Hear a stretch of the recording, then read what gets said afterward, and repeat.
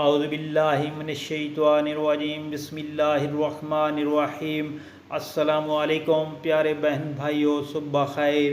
گناہوں کی بخشش کا عظیم ترین وظیفہ رسول اللہ صلی اللہ علیہ وآلہ وسلم نے ارشاد فرمایا کہ جو شخص یہ وظیفہ پڑھتا ہے تو اللہ تعالیٰ اس کے گناہ معاف فرما دیتے ہیں، خواہ وہ جہاد سے ہی بھاگا کیوں نہ ہو۔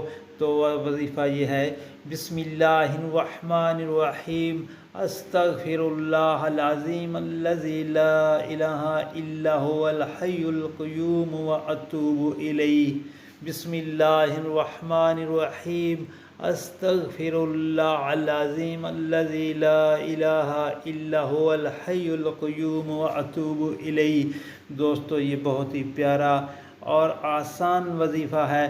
ترجمہ: میں معافی مانگتا ہوں اللہ سے، وہ ذات کہ اس کے علاوہ اور کوئی معبود نہیں، وہ زندہ ہے اور نگرانی کرنے والا ہے، اور میں اس کی طرف توبہ کرتا ہوں۔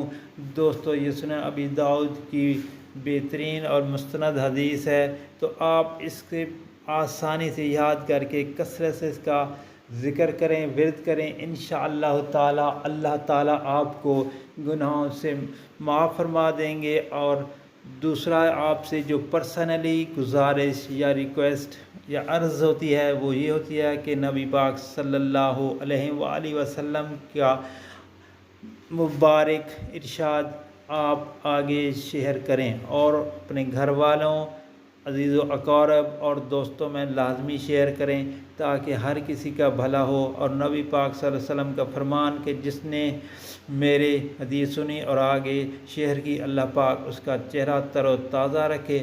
آمین۔